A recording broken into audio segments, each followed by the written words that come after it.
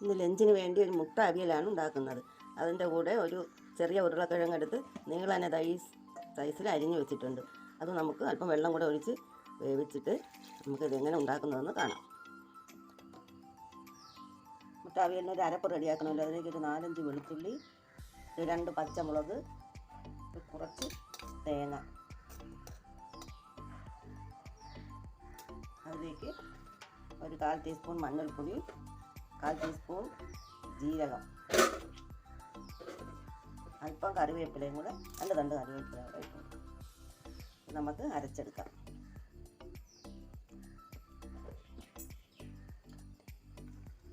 നമ്മുടെ പൊട്ടാറ്റോ വെന്ത് വന്നിട്ടുണ്ട്. അല്ലെങ്കിൽ 2 പച്ചമുളകും കൂടെ ഇട്ട് കൊടുക്കാം.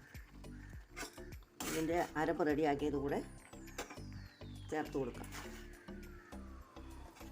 ഇത് ഈ അരപ്പെല്ലാം ഒന്ന് തിളച്ച് വന്നതിന് ശേഷം നമുക്ക് പുഴുങ്ങി വെച്ചിട്ടുള്ള മുട്ട, ഒരു 4 മുട്ട തോടെല്ലാം കളഞ്ഞ് വെച്ചിട്ടുണ്ട്, അതുകൂടെ നമുക്ക് ചേർക്കാം. അരപ്പൊന്ന് തിളച്ച് വരട്ടെ. അതിനിടയ്ക്ക് ഉപ്പ് കൂടെ ചേർക്കാം. അല്പം ഉപ്പ് കൂടെ ചേർത്ത് നമുക്ക് ഇളക്കാം.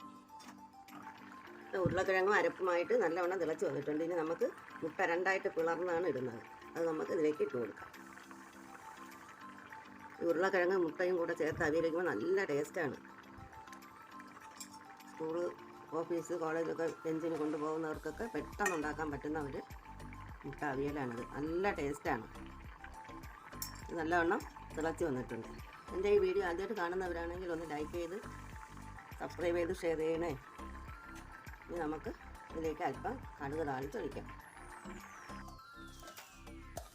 കടുക് താളിക്കുന്നതിന് വേണ്ടി ഒരു പാത്രം അടുപ്പത്ത് വെച്ചിട്ടുണ്ട്.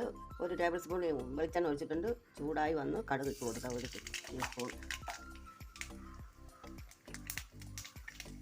അതിലേക്ക് 2 പച്ചമുളക്, 2 കറിവേപ്പില ഇതിലേക്ക് ഇളക്കിയിട്ട്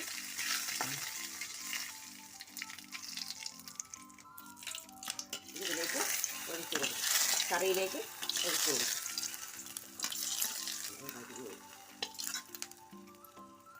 നമ്മുടെ പൊട്ടാറ്റോ അവിയൽ ഇവിടെ റെഡി ആയിട്ടുണ്ട്. ഇവിടെ മുട്ട പൊട്ടാറ്റോ അവിയൽ റെഡി ആയിട്ടുണ്ട്. എല്ലാവരും ഉണ്ടാക്കി നോക്കണം. വളരെ ഈസിയാണ് ഇത് ഉണ്ടാക്കാനായിട്ട്.